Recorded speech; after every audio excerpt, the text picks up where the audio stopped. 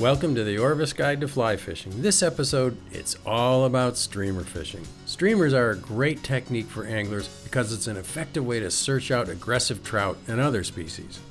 Streamers are especially appealing to fly fishers looking to catch big fish. Bigger trout eat big prey, and streamers imitate larger, calorie-laden prey like baitfish, leeches, and crayfish. There are few things as exciting on a trout stream as a huge trout exploding on a streamer. Oh, you got him! Nice!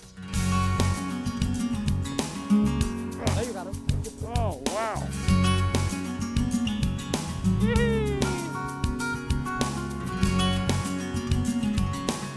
know, you're so tame when you've been caught. Because this is the way you cast.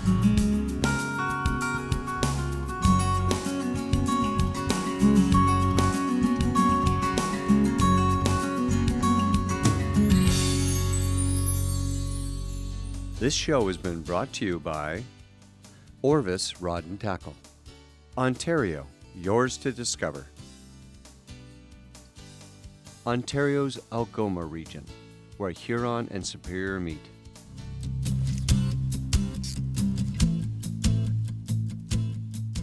I love fishing streamers because the strike is often explosive and visible. Oh, you got him!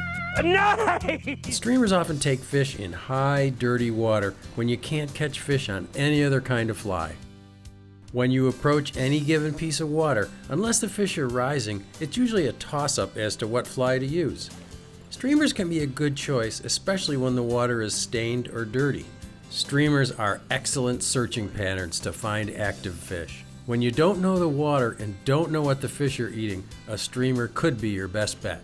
You can cover a lot of water with a streamer, and because streamers are usually fished with an active retrieve on a tight line, you don't have to worry as much about drag and getting a natural drift or reading the water. Just toss your streamer in every place that looks fishy. Streamers are often thought of as baitfish imitations, and we think that's certainly why fish take them most of the time. But there are other creatures that live in trout waters like crayfish, leeches, and even large aquatic insect larvae like giant stoneflies and hellgrammites. Trout probably mistake streamers for these creatures as well. But perhaps trout just take streamers out of reflex because they look like a big juicy bite trying to get away. In other words, a lure. Streamers are effective on trout for the same reasons they eat spinning lures. It's also possible that trout eat streamers because of territoriality or, during spawning season, because streamers look like something that might try to eat their eggs. Whatever the reason, streamers are just plain fun to fish and are the most active method of trout fishing and the closest to using lures with conventional tackle. Traditional feathered streamers are still used, as are older style bucktails. Some other, more modern streamers are variations of the deadly woolly bugger, a very simple but effective fly. There are literally hundreds of woolly bugger variations. Other streamers imitate sculpins, a small baitfish that lives in riffles and pools in cold, clear trout streams and is a favorite food of trout everywhere, especially big ones. There are as many types of sculpin flies as there are woolly bugger variations. Still other flies attempt to imitate leeches and crayfish more precisely. But you don't have to be that critical when picking streamers, and you don't really need to match the food forms exactly. A trout that's on the prowl for a big meal will often take the first streamer thrown at it. Should be one right there. All right. On a dead... Whoa! Whoa!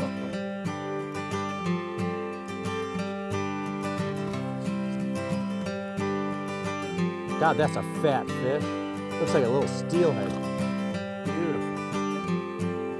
Colors don't seem to be all that important in streamer selection, but in some places fly fishers favor one color over another. Check with fly shops or fishing guides in your area to see what streamer patterns and colors are the most productive, but don't be afraid to experiment.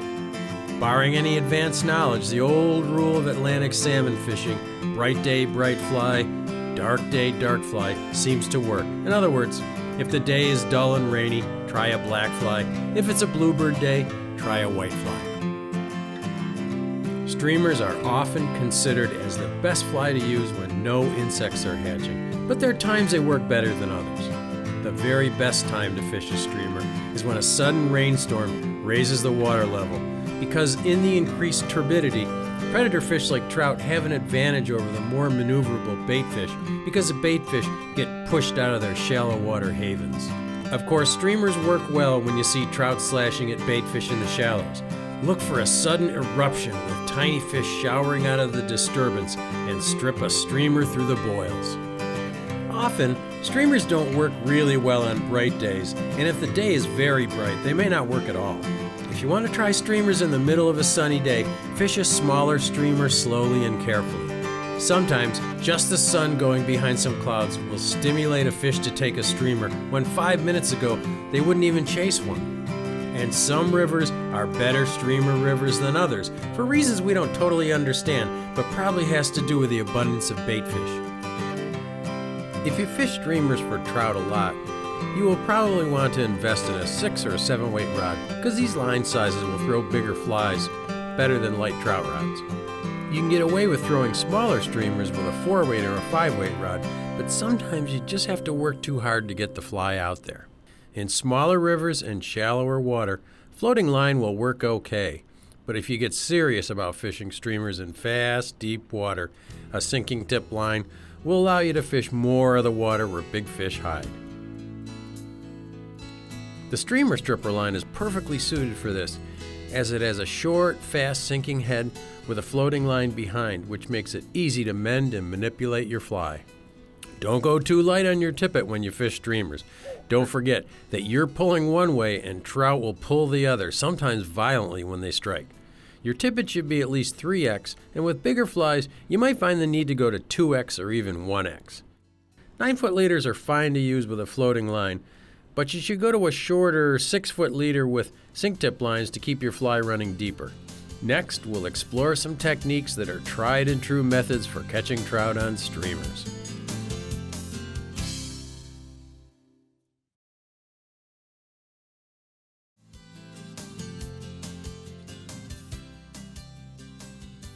Now you're all geared up and ready to go streamer fishing. How should you present the fly? The basic streamer retrieve is to cast the streamer perpendicular to the bank of the river and strip it back toward you in 6-inch strips. That method works pretty well and imitates a prey item that has been flushed from its hideout and is trying to get away. But there are so many other ways to fish a streamer. The first thing to try is to change your retrieve. Try a slow, steady retrieve, or try a couple strips followed by a long pause. The retrieve with the pause is often very effective in water temperatures below 50 degrees. Another way to fish a streamer is to just swing it like a wet fly or a steelhead fly. Cast the streamer across and downstream, make an upstream mend in your line, and then just let the line go tight in the current without any added action to the fly. You can also fish a streamer dead drift like a nymph, which we'll discuss shortly. It also pays to change the angle you cast your streamer in relation to the current. Casting upstream gets your fly deeper, and on the retrieve, the streamer flutters and pauses as you strip. Some bait fish like sculpins bolt downstream when frightened, so this is a realistic retrieve. In shallow water, try quartering downstream with your streamer. This presents your fly to the fish before they see the line or leader, so it's often effective on spooky fish. Whatever retrieve and angle you use, once your streamer is hanging directly downstream of you, make sure you retrieve it a few feet before making another cast. Often a fish will follow a streamer all the way across the river, and a trout may still be following your fly. A streamer is often very effective when the water is so high and dirty that you can't fish with any other kind of fly. Fish won't see your fly from very far away, so look for protected places along banks, behind rocks, and at the seam on the inside of a bend in the river. In dirty water, make sure you add some motion to your streamer to distinguish it from twigs and leaves and all the junk that's floating by. But keep your retrieve on the slow side so a trout will have a chance to catch it in the dirty water. In dirty water, fish use their lateral line sense, which picks up vibrations in the water from prey items. So I suggest you use a fly with a deer hair head like a muddler minnow or something with lots of hackle like a woolly bugger. The rougher the fly looks, the more vibrations it will produce in the water. Dead drifting a streamer is a deadly tactic, especially in colder water. Just cast your fly in an upstream direction and retrieve line just fast enough to keep a tight line to the fly so that you can feel strikes. Prove me wrong. Proved you wrong. I think that's a fish. No. It's Yeah, trout. it is. Is it? It's a good fish. Yeah. It is. I thought it was a snag. So Oh, did I. nice fish. Rod tip up, head up. Beautiful. Woohoo! Barbless hook, it'll come right Yes! out. Yellowstone Look River at how brown trout. yellow the fins are. Aren't they beautiful? Beautiful fish.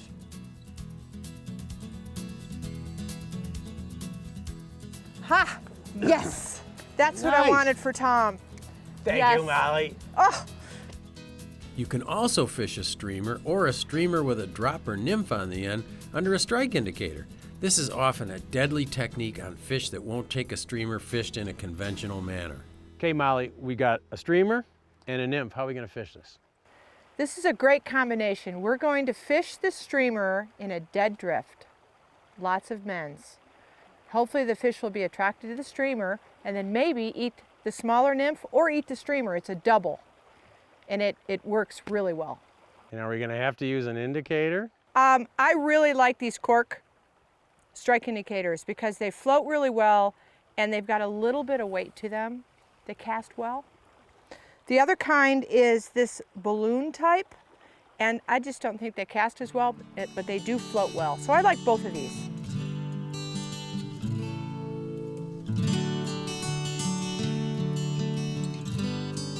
That was awesome. That was weird. He attacked it That was really strange. in 2 feet of water. I know, and he ate that streamer. I don't know, either the streamer, Streamer and then had he to ate it be. like a dry fly, like he thought it was a hopper falling in or something. Wow, that's a nice fish too. Wow, that fish was in shallow water. My God, we could have caught him on a dry. I remember when I was a kid reading books. There was this About book I brown had trout? about Dan Bailey catching Yellowstone brown trout. Well, you're doing it now, Tom. And you know, I just have this vivid image of Dan Bailey with this beautiful butter-colored brown trout, and that picture stuck with me for years. Oh my. Man, did he eat Look that at too. his head. In shallow water. Wow.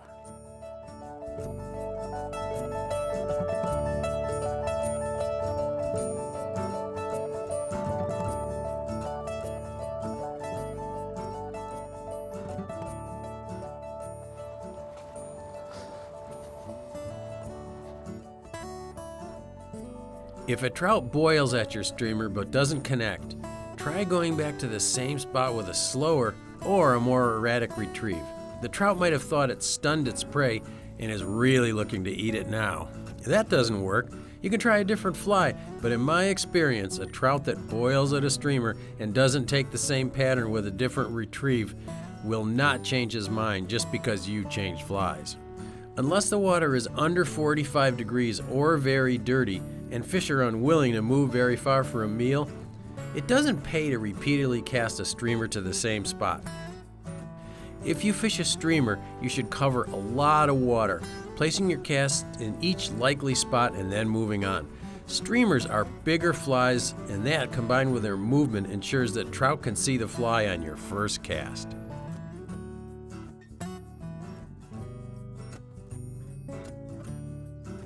Let's join Bill Spicer and his friend John Bobolik as they use streamers to catch trout in small ponds.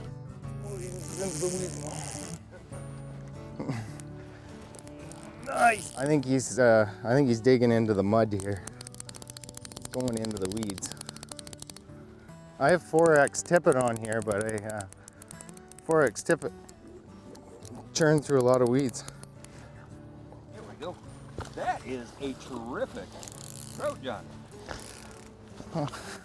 They're all good.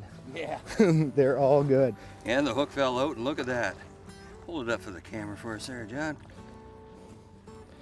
Got it.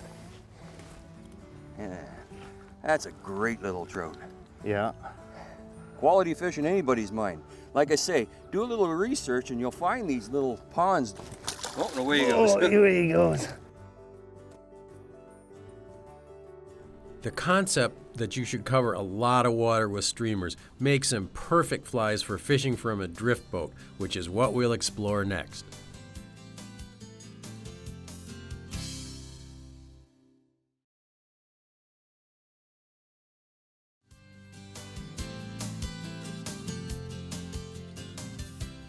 Streamers and drift boats make a natural combination.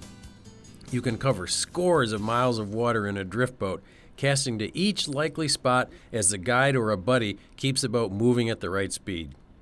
Because only a few fish in each pool will chase a streamer, usually the biggest ones, you can hit the best water and just drift through the mediocre water. Most fly fishers throw their streamers right to the bank within inches of it and then strip back to the boat. You should experiment with different retrieves and angles because you never really know what will turn the fish on. Try a fast, steady strip, then try strips with long pauses in between or slow, steady strips. If the water is high and cold, as it was here on the Yellowstone River, you might try a streamer fish dead drift under an indicator. When you fish from a drift boat with another angler, make sure you coordinate your casts and leave each other plenty of room. Generally, the oars are the dividing line. The angler in the bow never casts towards the stern or beyond the oars, and the angler in the stern never casts forward past the oars. That way, you both cover the water more efficiently and hopefully don't get tangled. The guy in the stern or the back of the boat does not want to throw beyond the oars. Number one, he's going to get caught on the oars. Number two, he or she is poaching the water of the person in the front or the bow. When the person in the front, in the bow, casts downstream and their boat catches up to the fly and the fly gets to the oar, then they pick up and recast downstream. And then your two anglers hopefully won't crisscross their lines. Another important thing is that the person in the back yields to the person in the front, because the person in the back can see everything, the person in the front can't. When fishing streamers, the double haul is a handy technique for getting those big flies out there. So let's go to Pete Kutzer of the Orvis Fly Fishing Schools for some lessons on this important cast.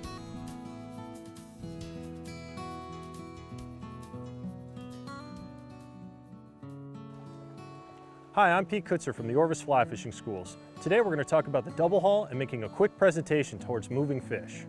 There are times when we do have to gain a little bit more line speed. Let's say we're dealing with windy conditions, casting larger flies, maybe a little bit more distance, and that's when the double haul is going to come in play. Believe it or not, I use the double haul whenever I cast, say over 30 feet. It actually takes a lot of strain off of our casting hand. It makes that cast easier when you're dealing with those longer distances. Before you start the double haul, you want to make sure that you can get that pick up and lay down cast consistently, nice, smooth, tight loops, and your shooting line consistently as well. Once you start to shoot line, then we can think about that double haul. The double haul does require a little bit of coordination. It's kind of like patting your head and rubbing your stomach at the same time. However, it's not as difficult as you might think. We can break it down into its very simple forms, but first we need to understand how this cast works. When we make a basic back cast, we're starting with that forearm, bringing that rod back, then applying that little pop to a stop or that little flick. Then when we come forward, we're doing the same thing just in the opposite direction. Think pop to a stop with a smooth acceleration in between. When I start to haul, the haul actually does the same thing as that flick to a stop.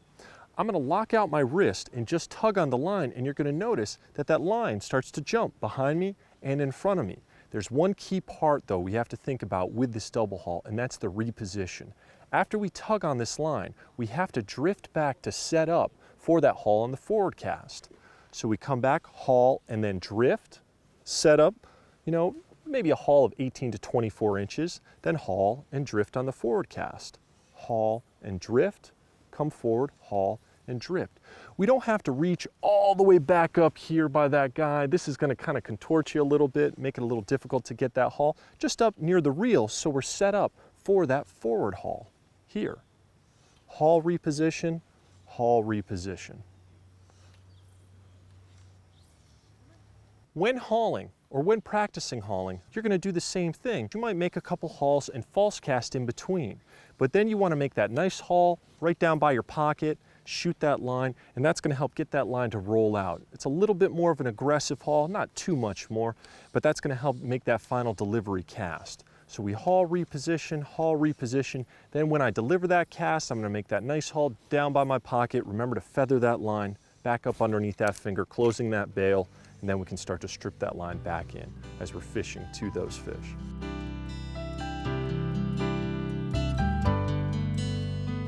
One thing to remember about streamers, they work for species other than trout. Pike, muskie, and bass love to eat bait fish, which is why streamers work equally well with them. Streamers are just plain fun to fish. Presentation methods are less complicated than with other types of flies, and the fish are usually bigger, and sometimes the follows and strikes are totally visible, which really gets your heart going.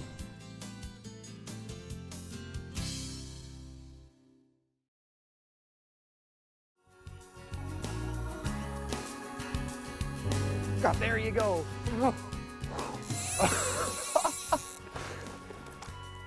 This fly hit the water. He turned, looked at it. I gave it a little tiny wiggle, and he nailed it. If streamers are so easy to fish, why don't we use them all the time? Well, for one thing, not every fish in a pool will chase a streamer, but it's usually the bigger ones that will.